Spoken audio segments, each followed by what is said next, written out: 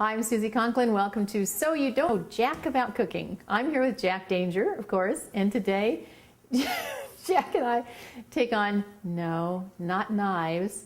We're going to take on kale. But actually, we're going to take that little knife out into the garden right now, and we're going to cut some kale and talk about kale out there, and then we'll be back in the kitchen to show you what we can do with it.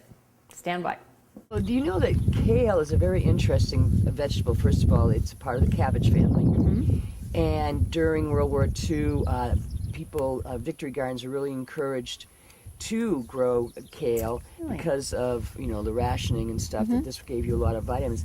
But more frightening, I believe, in Germany there are actually kale clubs where they have kale tours. And I wrote a little song, a dramatic song. A dramatic song? Yes.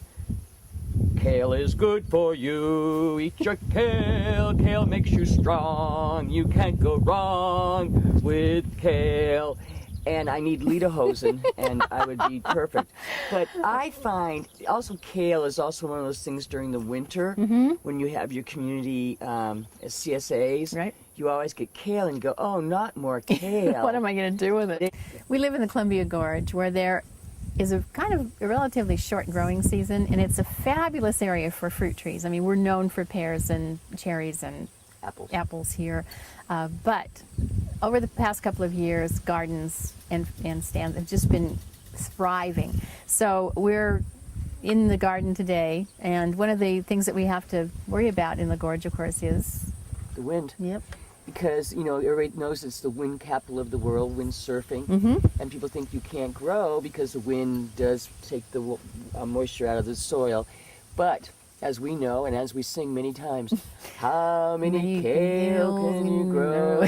The answer is growing in the wind, and one of the things that we will be doing is going around to see people who have come up with some really creative and effective ways of growing in the wind. Of dealing with that wind. Dealing with that wind.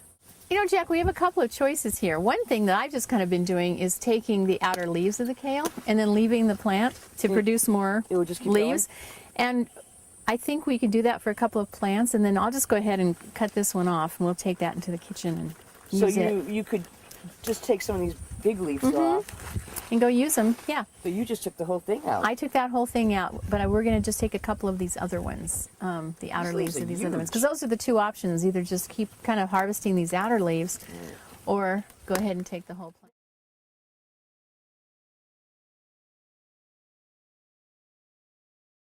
We've washed this kale and dried it really well, because we're going to put olive oil on it, so we want the oil to stick to it. And this is great. This is just so easy. All we're going to do is we're going to coat these leaves both sides with a little olive oil. I can do that. Yeah, I think you could do that. And there's sort of 4 different ways that you can get olive oil onto your leaves. I like that's 3. There's the 4th. All right. I like the regular paintbrush because to me it just holds the oil better. But these work really well. These are latex or silicone. These are silicone. This one has smaller brushes, bristles, and this one has larger ones. And then there's the good old paper towel. Well, you can actually just use your hands too, and right? you can use your hands. I actually love to use my hands because I just like that more control that way. So you go ahead and use your hands. I'll use the paintbrush. And why does the student always have to get dirty? No, you came up with it. All right. You're the one that said your hands, or I wouldn't have even suggested it. So you have your choice. Okay. Okay. So a little bit of olive oil. And we're just going to put a very light coating on both sides of all these. And oh, look at the way it gets all pretty. It does. And when it bakes, it actually turns kind of an olive green. It's kind of interesting. It takes a lot of the color out. Nutritionally, kale, again, I think we talked about this in the garden, but this is just super food. This has a huge amount of vitamin K in it. Well, vitamin A and C. What do you need vitamin K for? Do you know? Question I don't actually know. Well, it's good for hair growth. Is it? Yes. What else? Do you know? Well, it's also good for just general well-being. It's one of those vitamins that you don't think that much about. People think about C and D and E, but K is very important. It's also, I wish I could remember. I read a very interesting thing on the internet about kale and liver. It goes into the liver, and it's really a very powerful anti-cancer food. But You probably have to eat a lot you of have it. to kind of look at and see what it does in terms of how it changes, and it causes the cancer cells to actually almost be sterile and not be able to reproduce. That's really good. Yeah. So it's superfood. So we're just going to Superfood. continue to coat these in, and when we have all these coated, we'll go to our next step. So, do you think kale gets a bad rap of being tasteless? No, because it's really spicy tasting. I think it has a very intense flavor. I think people just gets a bad rap because people really don't know what to do with it. I mean, I would chop it and put it in any soup that I made, and actually on another demonstration we're going to put it in pasta sauce and make a kale olive oil pasta sauce with it. But I cut it and chop it in salads and eat it raw, and I also toss it into soups any chance I get. And given how much I have in the garden, I think I'm going to be doing a lot of that in the next Right. few weeks. I'll be so healthy. Yes, and can we stack them on top of each other? Do they need to be... We kind of want to have them in a single layer well, I can't- because we wanted to make sure that all the moisture is cooked out Well, of I them. ran out of room. I know, we'll have to get another baking sheet.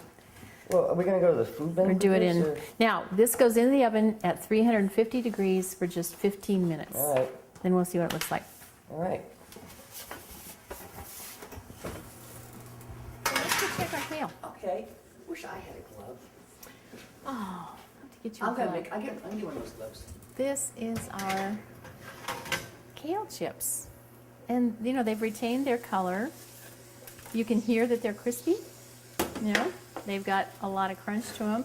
I'm gonna take these out and put them on the breadboard, protect the counters. And then we'll get to taste them. They're really good.